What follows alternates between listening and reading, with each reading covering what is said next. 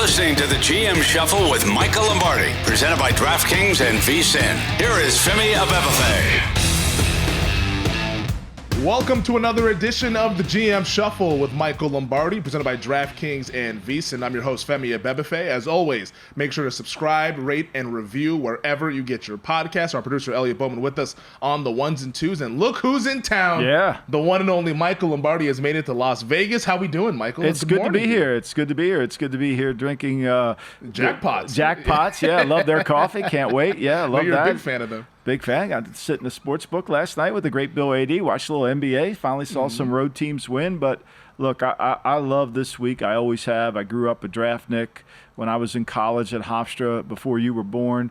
You know, nobody covered the draft. So you had to take – I took the train in at 2 in the morning to stand in line. That's where I met Joel Bushbaum for the first time, God rest his soul, and was able to watch the draft and watch it operate. And you know, it's a special day. It really is. And you're thankful. The great Bill Tobin, who was I never worked for Bill Tobin, but he was always a really good mentor to me. He passed away. And I think this is a day to kind of reflect on some of the great legendary people in the NFL. Bucko Kilroy. I was having a conversation with somebody about Bucko, and Mike Holloway, who I wrote about in Football Done Right. These are the people that made scouting what it is. And this will be the first draft without the great Gil Brandt, you know, who's not going to be with us. And certainly he did a lot for the game. He's in the Hall of Fame. And, you know, it's always great to reminisce and go down memory lane, because I can remember the first time I ever called Will McDonough when Bill Walsh told me to call this 617 area code and let him read to you who was in the first round. And I became friends with the great Willie McDonough, and his mock was perfect. I mean, it was 28 for 28. It was because, as Willie would say, no one's going to lie to me, because he was the only guy that was doing what Schefter does and what Ian Rappaport do. So it's always a great day to reflect upon that and how we got to where this draft has been such an unbelievable event. I mean, Detroit, it's going to be 40 degrees tomorrow night. It's going to be cold, and people are going to be standing there loving it.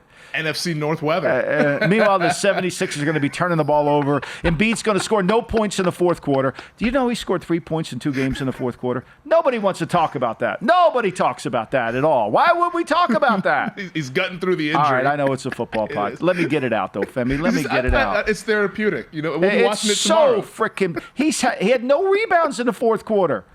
Oh, he's hurt. He's got a bad knee. He's always hurt. He always has a bad knee. Life goes on. Life does go on. But, I mean, honestly, what you're saying at the top of this, though, like the evolution of the draft has been remarkable. I mean, like you mentioned, obviously, I was born not too long ago, in 1990, but I remember the Radio Music City Hall in New York. Yeah. And now it's at all these cities, and it's hundreds of thousands of people. I mean, who could forget Nashville a couple years ago in Vegas when we were here for the draft? It's just, I think Detroit's going to put on a show tomorrow night. It's going to be awesome. If you like the draft, you should buy Football Done Right, the book, because I really go into the history of the draft and the history of the mock drafters, how mock drafts started in Los Angeles from the Long Beach Daily News, where this reporter, who was also the voice of the Rams, decided to do a mock. And remember, the draft used to be in January. This used to be in January. It's crazy. It's insane, right? And so, you know, and they're sitting there in January, and there's so many great draft stories that people don't realize that luck plays such a huge part. I mean, the Steelers are literally sitting there. They can't decide whether they're going to take John Stallworth or Lynn Swann in the first round. They're sitting there. And Dick Haley is telling Chuck Noll, look, we get Stallworth later in the draft. And Noll's like, I want Stallworth. And the Cowboys are picking behind them. And they have a card written out for Lynn Swann. And as soon as that clock were to go to 15, they were going to turn that card in. And at 14:57, the Steelers turned in Swann. And then this Cowboys had to watch him in the Super Bowl that year destroy him. Yep. How about Ozzie Newsome? As great as Ozzie is, and I love Ozzie to death, you know, he was devastated when Napoleon Harris went off the board to us, unfortunately, at the Raiders. And they picked Ed Reed. And they just they said, screw it, we'll just take Ed Reed. And they didn't have a first-round grade on Ed Reed. And so you get lucky in these kind of things. I mean, I wrote a column for VSiN yesterday about the 49ers 22 draft. I mean, they got an A- from the Niner Nation. They got an A-. They picked Drake Jackson at 61st pick. But the 49er draft nation ended up having the right grade because they got Purdy, a generational quarterback. They blew every other pick, but they salvaged themselves with one pick. That's the key to the draft, is you salvage yourself with one pick. And I think all these people that criticize these teams for having bad drafts and still win, like the Patriots. Like, I love how everybody says Belichick's a horrible GM, but they won Super Bowls. They won from 14 to 19. They won 3 Super Bowls, went to 4, should have gone to 5. Like, if you're that bad, how do you do that? Well, it was Kraft and Brady. That's right. I forgot. Thank you, Femi. Just want to thank you for correcting set me. the record straight there.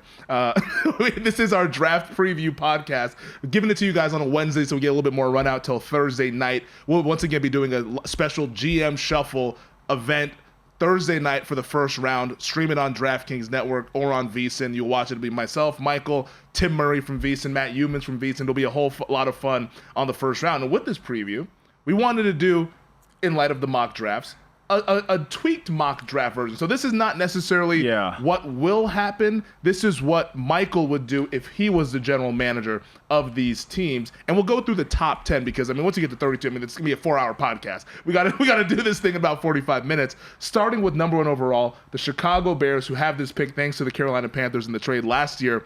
What would you do if you were Ryan Poles, the general manager of the Chicago Bears? Well, obviously, I think he's done the right thing in terms of he's been able to, he eliminated the quarterback. He solved the quarterback. So he's got to pick Caleb Williams. I think there's no question about that. And so I think ultimately, he's made that move, and you got to give him credit for that. That's the right move to make. I think it's important that he does it. He's going to have to build a team around him. I think it was interesting, though, Femi, and this is the concern I have about Caleb Williams, and I think the Bears understand it too. The Bears said that they didn't take Caleb Williams out to dinner. They let their team leaders take him out. I think the connectivity between Caleb and the team is going to be the one thing that makes me wonder whether this is going to work or not. I think Caleb's a really talented player. I think there's times where he's careless with the football, too many fumbles, 30 fumbles, way too much of that. However, that being said, he can make plays. He can anticipate throws. But the connectivity between himself and the team is going to be really important. He can't be the Kyler Murray sitting over there on the bench. And I think that's what worries Chicago the most. The talent's there. And if I'm Matt Eberflus, you've got to get him to buy into the notion that we're all in this together, because when shit goes bad, you can't blame the coach. You make a bad decision on a loose play, don't blame the coach. That's the only thing that worries me about him. And I think if he had the Joe Burrow kind of persona to him, it would be a slam dunk. But I think ultimately that's kind of where I see this. Yeah, and the Bears appear to be comfortable with it because they're going to turn the card in Thursday night. I don't think they have a choice. Yeah, I think you used the word comfortable. I don't know if they are comfortable. Really? I think they are. I think they're comfortable with the player. I think they're uncertain about the connectivity. But they have him so much higher than the other guys to where they're just going to go ahead and do it. I mean, I think if they could, I think they just have no choice. Sometimes there's a driving force that's out there that creates this momentum. Yeah, well, it's a big night. It goes without saying for Ryan Poles and the Bears. They pick at 9. We'll get into that a little bit later. But the big pick, the one that has some uncertainty around it, and this is where the draft sort of starts, is in our nation's capital with the Washington Commanders at number 2. If you were Adam Peters, what would you do? Williams is off the board, but you get all the other quarterbacks at your disposal. I think if I go through this thing, I probably I'm going to answer this in a kind of a unique way, but there has to be universal understanding from the head coach, the offensive coordinator, and the personnel director, because all these guys are going to you're going to have to buy in, and it can't be the loose buy-in like we saw in the Bears draft room when Ryan Pace said, we're going to make this pick, everybody agree, and everybody said they agree, but they didn't. My sense of this would be, what worries me about Jaden Daniels making him the pick here is Jaden Daniels, there's 2 plays a quarterback has to make in every play. There's the play that's called, and then there's the play that breaks down, okay? And so when you watch Jaden Daniels and you watch early in the Alabama game when Nick's trying to play match coverage in the back end, and he's running like crazy because Daniels doesn't run to create a big play. He runs to run, right? So he runs to run. And when Nick then decided to play more zone and spy the quarterback, that offense got shut down. And the middle of the field is not where he wants to throw the football. And so that worries me a little bit here to make that pick. I think you've got to be really sure of your outside receivers with him. You've got to somehow convince him. It's a little bit like Milroe. When you watch Milroe in college, initially early in the season, when he ran, he just ran. But later in the year, he started to look to make a second play, right? I think that's ultimately going to be the thing. My sense of it is, I know this is going to sound crazy, but the more I watch the tapes of the quarterback, I think I might pick J.J. McCarthy here. Really? Yeah, I think I might do him here. I think I might pick him here because I know what I'm getting. I can build an offense around him. He's selfless in the sense that he'll do what's good for the team. I can make sure that he's not going to say I got to throw it 40 times. The team loves him. He's won. He's played well in big games. I think, to me, the more you watch of all these guys, he comes with less of a problem in terms of what you have to run to solve the issue. But I think they're going to pick Daniels. But you would pick McCarthy. Does McCarthy come with the upside that you would want from a – because usually when teams are picking that high, it's that's like, a great question. Look, we want the guy that could potentially be a top 10, maybe top 5 quarterback. Does he come with that? So McCarthy, to me, does Brock Purdy come with an upside? Not to many people. Right, but to me, he does. And so to me, I think when you can get a quarterback to do what you want him to do and you have the players around him that can do it and he gets you into what you need to do, the upside is in his intelligence, not in his spectacular play. Right? I make the right decision. What was the upside when they took Brady? Right? I mean, he's a 6th pick, 199. The upside was his intelligence, his ability to process, make good decisions. You know, what's the upside when Bill Walsh took Jeff Garcia from Canada and put him in the 49ers? I mean, the upside is who can execute the offense to the highest level. Right? Who can be an extent? That's the upside. See, everybody thinks the upside is Joel Embiid, this great talent. Yeah. But there is no upside. Tools, yeah. But there is no upside with Embiid because you can't. A, doesn't stay healthy, and B, he's not in shape. So what is the upside? The upside's all like airspace. You know, it's like it's there, but you never get to it. Empty calories, maybe. Empty calories. We'll get to the rest of the top 10 on the other side. Just getting warmed up here on the GM Shuffle.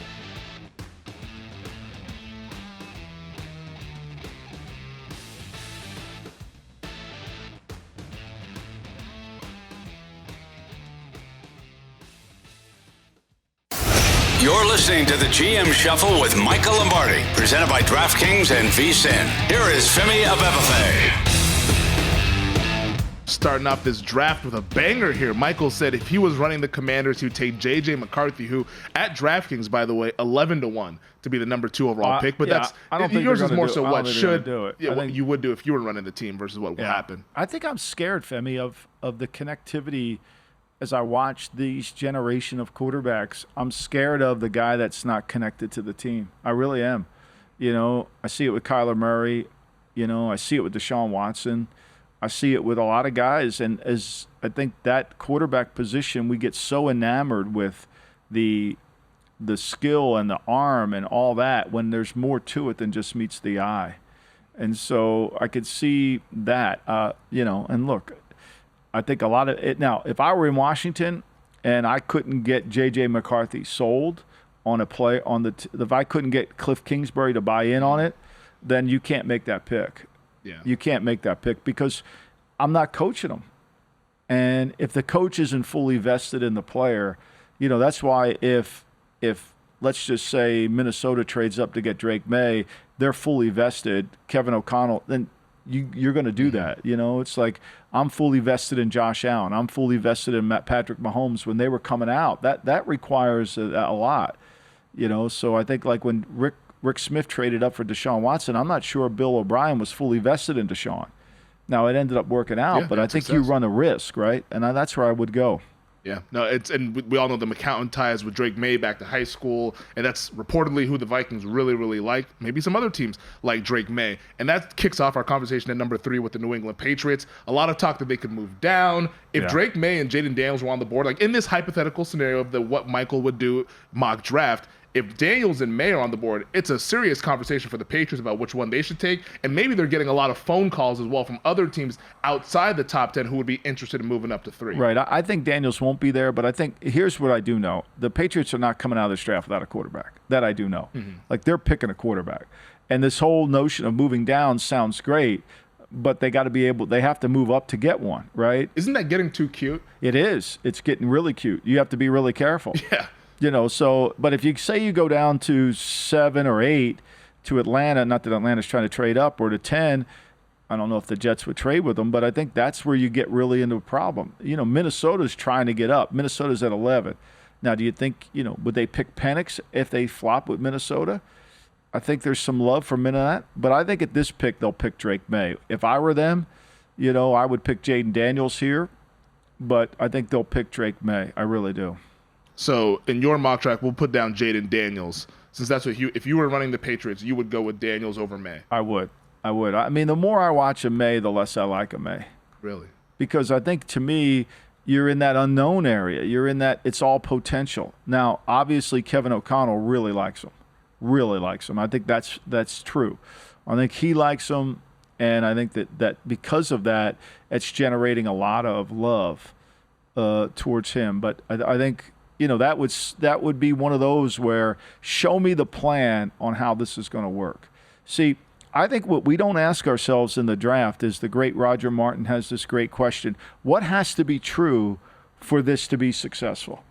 In every walk of life, in every decision you make, you have to ask and begin with, what has to be true for this decision to be correct? Okay? And it can't be speculative. It can't be, well, he's going to this or that. It's got to be definitive. And that's where I'm having a trouble answering the Drake May question. What his footwork's horrendous. The system of offense is so bad. I mean, there's a lot, and he's inconsistent in everything he does. I think, to me, I've said this to somebody the other day, that if I were in the league, I would have traded for Sam Howell, and I would have just gone with him and said, okay, because I'm not sure Sam Howell, the way he played last year, isn't better than most of these guys other than Caleb Williams. It's fascinating to me that the May conversation has gotten here, because I remember during the college football season, we were doing our Lombardi line show on VSiN, and we had Bucky Brooks on, NFL draft analyst for NFL Network. He's a North Carolina guy, but I don't think Bucky is biased towards Drake May. Bucky's a straight He's shooter. a straight shooter based on talking to him. But he said the conversation at that point was May versus Williams for number 1. Yeah. And now May has kind of fallen out of that. Like, what's happened between now and then to where May's sophomore year was horrendous. That's the problem. I mean, Bucky, when he was on, we were talking more about his redshirt freshman year. So I think that has a lot to do with it, and I think that's what's caused a lot of the concern. Do you think that's more so, I guess, the situation around him crumbling to guys leaving for the NFL? Or is it maybe he just sort of regressed in his play? Maybe he got loose with mechanics, or what happened? Because I see one end where it's like, oh, wow, he was really good. Maybe he's the number 1 overall pick. And then now what you're saying, what you see on tape is loose with the footwork, not really good mechanically. Yeah. It's like, how do you kind of go from there? I think this, Femi, I think that Walsh, and this has been indoctrinated in my head forever, but Walsh always would say to us, the first year we'll teach the player the system. The second year we develop the skills within the system. So when a player's really good his first year, and then the second year when you have a chance to develop the skills in the system, he should really take off. And when you don't see that take off, then it's a real problem. That's what worries me. Yeah, it could be a red flag there. So Williams 1, McCarthy 2, Daniels 3. For your, this once again is what Michael would do if he was running these teams. This is not what we think will happen. Cardinals at 4. If it goes Williams, McCarthy, Daniels there, are they getting calls now for teams going up for Drake May? Like what does Arizona I think they're definitely going to get calls for Drake May, and I think he's in a perfect spot. And the Giants are calling. I mean, the Giants have told the Giants are calling to move up. Now, if Drake May's on the board, will the Giants go for him? I could see that. I think the Giants see potential in Drake May, much like Minnesota. I keep asking myself, it's so obvious that everybody thinks the Giants, are they moving up to get Marvin Harrison? Are they going to take Harrison at 4? I wouldn't be surprised by that. I mean, it's a safe pick. He's a size, speed guy. He fits the Giants. I think they would have unanimity in terms of that. And you would say, well, why couldn't they get Harrison at 6? Why would they have to wait till 4? Why would they have to trade up to get Harrison? Well, you never know. I mean, Arizona might just say, oh, forget it. forget it. We're just going to take Harrison at 4. I don't think the Chargers are taking a receiver at 5. I really don't. So despite the mocks, if I were Arizona and there's no trade, I probably would take Neighbors here at this pick because Neighbors could take the top off the defense. Do you like Neighbors more than Harrison? A little bit better, yeah, I do. Oh. I like Harrison too, but I like separation, and I like and if you're going to line up at X, Harrison wins all the jump balls. He's a really good player.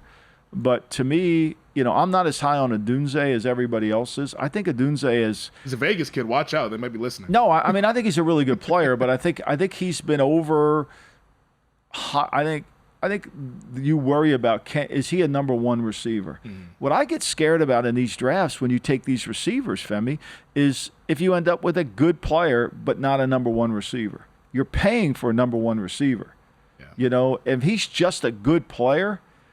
Then you really get into some issues. And look, like I've said to you many times, would you rather have Drake London or Christian Watson? Watson's a better player. He can take the top off the defense. London can't. Yeah.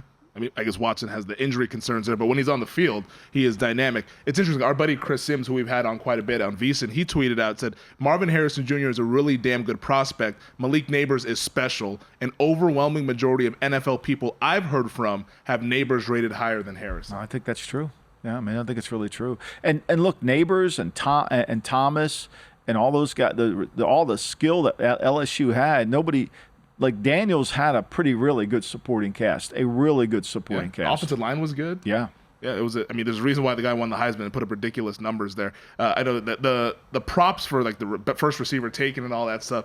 If you have a good inclining that Neighbors could go ahead of Harrison, there's some juicy numbers out there. So at number 5, so we got Williams, McCarthy, Daniels, Neighbors top 4, Chargers at 5. This to me screams offensive line just based on the head coach there. Was that what you would do if you're running the team? I would either take an offensive or defensive lineman. I definitely would. I think I would take what I think, whether it's Latham, the tackle from Alabama, whether it's Alt from there.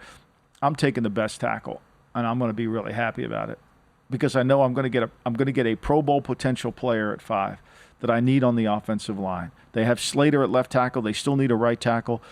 For me, I would contemplate taking Murphy from Texas here. I don't think that's too early for Murphy. I think Murphy's a really good player, a really good. I think he's a disruptive 3 technique, which are hard to find. So would you go tackle or Murphy? I would go offensive tackle if I were them. They need to be more physical up front. Look, here's what I would say. Either way, you can't buy either one of those guys in the open market. I mean, if you have a good tackle, they never get to free agency. Do you have a guy that you would prefer for the Chargers here? I would probably take Alt here. Okay. Joe Alt out of Notre Dame. 6 for the Giants. Well, I think if Drake May's on the board, they're going to take Drake May. I wouldn't take Drake May. I would take an offensive lineman if I were the Giants too.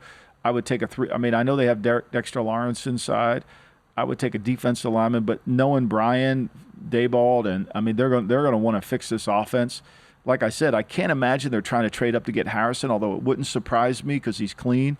I think they're going to take a quarterback. I think the reality of look, let's go back. Rich Eisen wouldn't have made that quota. I mean, they can deny it all they want. Rich Eisen. He's not throwing that out. And then Joe Shane comes out and says that, well, we got Tommy DeVito. Like, come on. You're not saying that seriously. Are you really? Come on. They're comfortable with Tommy. Yeah, come on. The quarterback. Please stop. Do you have a preferred O-lineman that you would give the Giants? I think to me, when I look at it, I think because there's, Fa'atanu's there, Fuaga is there. I would say Fuaga, the Oregon State tackle. I would say Fuaga. Okay. Yeah. So we got Fuaga for the New York Giants. Tennessee is at 7. Drake May still on the board. I'm sure. The Vikings would probably be calling at this point here. But in your mock draft, what do the Titans do? Look, if I'm Tennessee, I'm taking Alt if he's there. I'm taking the best tackle, whomever that may be. I'm taking the best tackle. But here's what I do know. Tennessee thinks you build teams outside in. 7-on-7. They think it's just, and Brian Callahan's preaching that. Brian Callahan believes that more than anything because that's what they did in Cincinnati. They passed Sewell. And look, not that Chase isn't a great player. The quarterback's been hurt 2 of the last 3 years, though. I mean, let's be clear. But they don't really give a shit. They don't give a shit. And look, we know Rand Carthon wants to do everything in his power to protect the quarterback.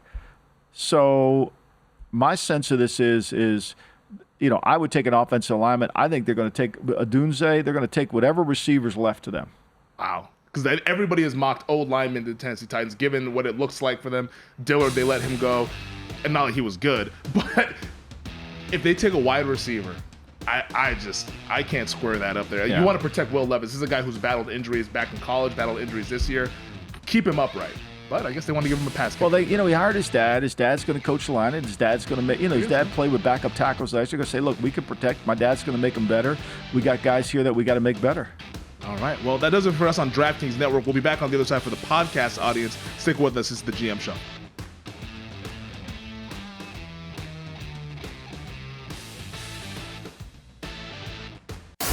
You're listening to the GM Shuffle with Michael Lombardi, presented by DraftKings and VSiN. Here is Femi Abebefe. All right, let's keep it rolling with this mock draft. We left off with the Tennessee Titans. Michael, you want to give them an offensive lineman if you're running the team. We already have a couple offensive linemen off the board. Joe Alt at 5 to the Chargers, and then Talicia Fuaga out of Oregon State going to the New York Giants at 6. Which old lineman would you take for the I would Tennessee? probably give him Fa Otano. Okay. I think that, I probably would go there with them. I truly think they're going to take the third receiver. I really do.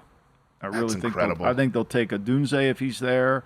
I mean, they would love to take Neighbors, I'm sure, but I think they're going to take the receiver. But I could be wrong. That's what I'm hearing, That's what everybody thinks. Hey, I'm a big Roma Dunze fan. I'm a Washington fan for the University of Washington Huskies, so I love Roma Dunze, but if you pass on an offensive lineman, you're the Tennessee Titans with offensive line. Look, the thing is, we have a hard time in any sport separating good from great. We really do, right? Mm-hmm. We think good is great.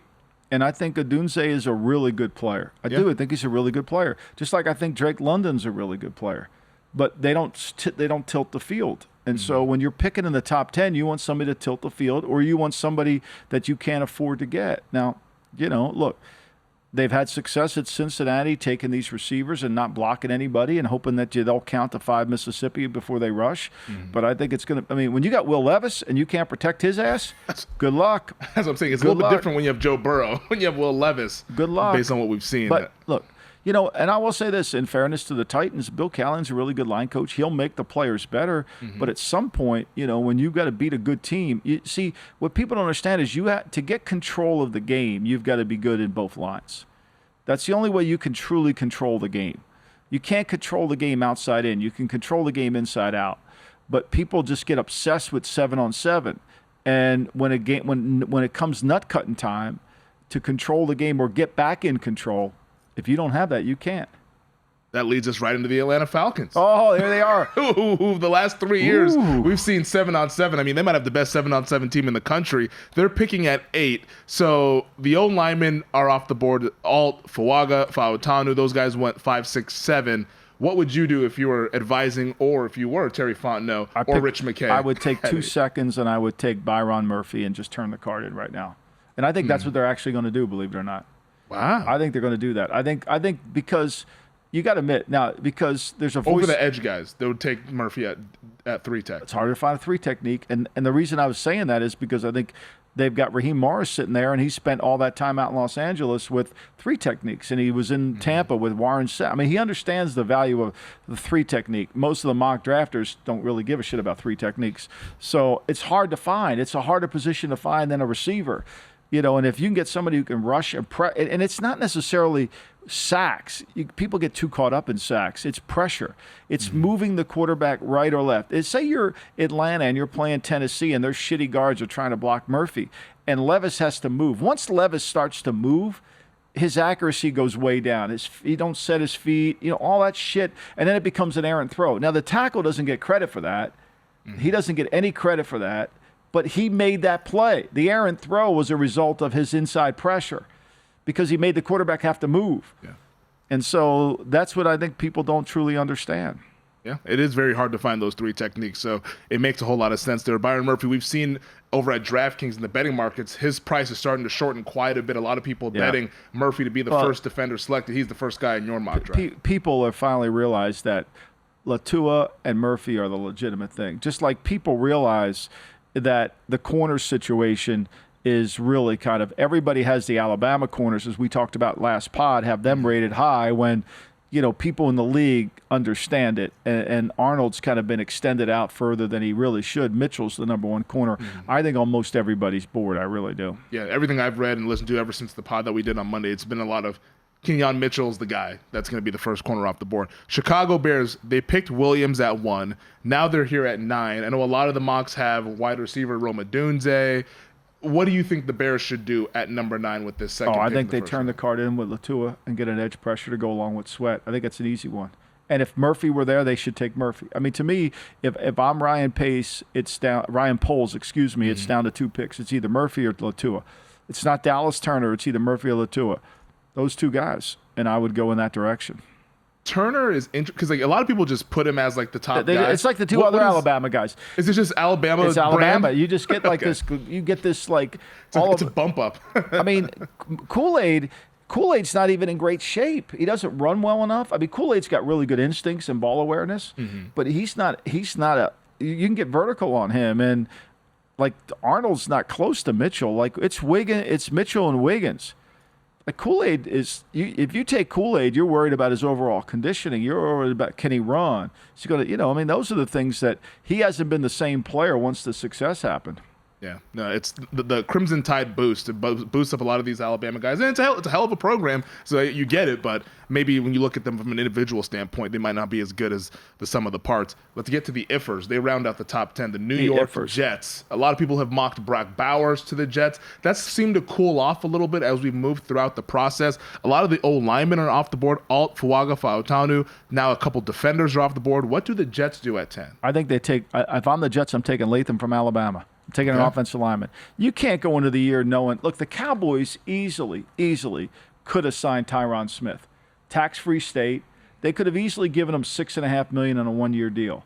They could have easily done the incentives and all that. They could have. They passed. It was just too rich for them because they know more about his back than anybody. I mean, they know it. They know. And so you can't go into the year without having that certainty. And so they have to to me, they need another lineman. And Morgan Moses, I mean, if this thing falls apart and Moses and Smith are unhealthy, Rodgers is going to be unhealthy. Look, I think Bowers is a really good player, don't get me wrong. But I think when you have a chance between a tight end and an offensive tackle, especially a tight end that you're going to play more as an H and an F than you are on a Y. So in your top 10, 4 offensive tackles in the first 10 picks. Daniel Jeremiah, lead analyst over at NFL Network, he tweeted out a little bit ago, to summarize my last 5 phone calls, everyone is moving up for an offensive tackle. This is an offensive tackle heavy draft, and you see these guys. How many do you think we get in the first round? Are we going to get 7, 8 offensive tackles in this first round? I have 1, 2, because my team needs 1, and they're not picking 5. until 24. I have 5 in the first. I think Jordan Morgan from Arizona could sneak into the first. I think he's a good player. He's a top. I mean, he's a potential starter. And then you've got the 2 guards. You've got the Washington guard, and you've got the guard from Tulsa. From Duke, who could play center guard, and he's going to go. So, look, let's just say there's 5. There could be 7. It could be 8 offensive linemen easily in the first round. Wow. I mean, it's a big it's like draft. I just did KMBR in between this, and they were talking about, do they trade Brendan Ayuk for a first-round pick? Okay, so say you trade Brendan Ayuk for the 15th pick. Who are you getting at receiver that's better than Ayuk at 15? Brian Thomas isn't better. You're going to take the Worthy, the little kid from Texas. It's fast. He's fast. It's great. We're not a fucking track team here, right? I mean, who are you taking? They've already been down this road before. They traded Buckner for a first. They picked Kinlaw. Kinlaw didn't work out for them. They're smart enough to know that they got to make sure that whoever they get, they got to put a name to it. In your top 10, there's a name that is not in here. And I think a lot of people say, Drake May is not in there. What about Marvin Harrison Jr.? Well, I just didn't put him in there because I gave needs to other teams. We moved Arizona out of there at 4, didn't we? Well, you had Neighbors for Arizona at 4. I had Neighbors, and so Tennessee would be Harrison. That would probably be what happened, yeah. Right, but for your personal opinion, though, Harrison is you've said that Harrison's a good player, but you don't see this hey, this is an otherworldly prospect who's a can't miss. You don't see that. I think he's not going to miss. I think he's going to be a really good. I think he's going to go. I think he's really a good player. I think Neighbors gives you a separation of what you need. See, to me, in my top 10, I would not have a Dunze in the top 10. I think he's a really good player, but I think it's more of he shouldn't be in the top 10. I think he's Michael Pittman better. Yeah. That doesn't mean he's bad. Michael Pittman went at the top of the second. Good player. Yeah. But I don't he's got size, but he doesn't take the top off of it. So, like that's for me, and I'm always going to err on less receivers and more offensive linemen. Yeah. That's just who it is. Game is one in the trenches. Right. Like, and I think to me, and as I wrote about, I think that Penix is definitely going to go in the first round, Femi. And I think Bo Nix is going to go in the first round. I really do. So you think we get 6 guys? I do. I really do. I think that if you listen to a lot of the people, Schefter and the other guys that are talking to the same people I'm talking to, I think everybody seems to think that, yeah. Man, my brain, and I'm sure because you're obviously way, way, way, way more connected than I am in NFL circles, my brain cannot just square with 6 quarterbacks going in round 1. Part of me still thinks that, are we getting duped a little bit, at least on one of these guys? We're getting duped on a lot of them because they all have holes in them, right? Yeah. I mean, Bo Nix throws the ball, rarely does he throw it down the field, but what Bo Nix brings to the table is that what I've talked a lot about on this pod is connectivity, good leadership, and with the right coach who has a vision for him, he can be effective. Penix, I think Penix is the best thrower in the draft in terms of just pure thrower. He can throw the ball in the third level really well. Where you worry about Penix is durability, and you worry about Penix, he doesn't play to the 4.6 speed. But Penix makes a lot of really good throws, Between Penix and McCarthy, you get a lot of productivity. And then, so I think what we have to remind ourselves of is it doesn't matter where they go, it matters how they play. Mm-hmm. Now, that will not happen on ABC tomorrow or the Worldwide Leader. They're going to tell you how to pick them because there's so many experts there. But You reached. You reached. So I think ultimately that's the conversation. Look, would I pick Bo Nix in the first round? My answer to you would be no, but if I was working for a guy who was a really good quarterback coach and could explain the vision of where we're going with this guy and why he fits, then you got to say, okay, we're there. Because I think to me at the end of the day, like Sean Payton, he wants foot quickness. He wants the ability to go on the field and execute what he does. Do I think Denver would pick Nix? I do. Do they pick him at 12? I don't know that. Do they pick him at 28? I don't know that either. But do I think they pick him? I do. I think it's going to be they need a quarterback. And I don't think – I appreciate the Jets thanking Zach Wilson for all they did for him. What did he do for you? What are you thanking him for? Thank you for your service. For taking all your money and you're paying him $2.5 million? I mean, Jesus Christ. The thank you post. The league needs to step in on some of these. Some of these, like, it's like, okay, this guy didn't even get a second cut. What are you thanking somebody? Whatever. What are we thanking him for? I don't get it. He should be thanking you. Honestly. Thanks for still signing the checks, even though I was terrible. I'm sure he's a nice young man. But 6 quarterbacks, if we get him in the first round, would tie the record back in 1983, which, of course, John Elway went number 1 to the Baltimore Colts, the then Baltimore Colts. That draft had 6 QBs in the first round.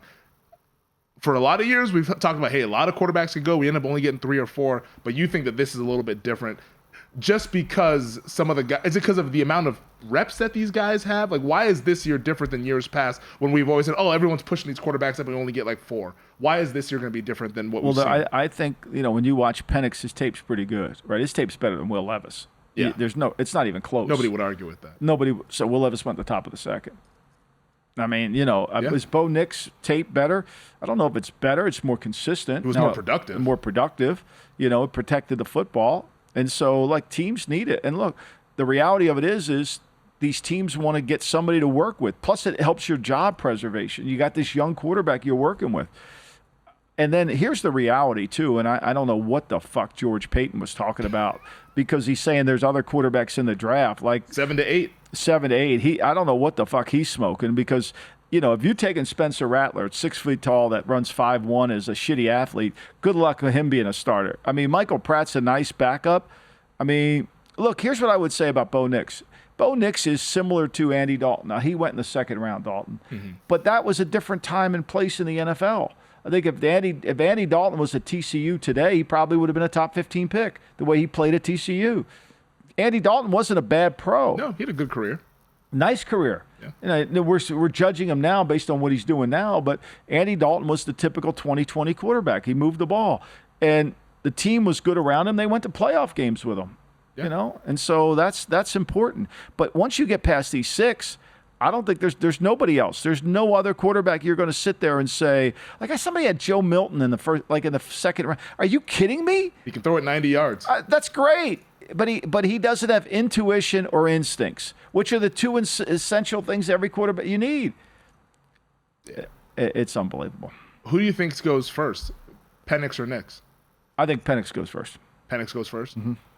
Do you buy into the Penix could go as high as the top 10? Because we have our 10 that you did, like what they should do. There's teams on the outside of the top 10, your Vikings, your Broncos. Those are the teams that could potentially move up. Does Penix go in that teens range, that early teens range, or could he maybe sneak into the top 10? I think he could sneak into the top 10 based on a team trying, like if the Raiders just felt like they could get to him at 8 or 9 with the Bears. It depends on what the cost is. You got to throw out the trade chart because it doesn't mean anything. Oh, bless you.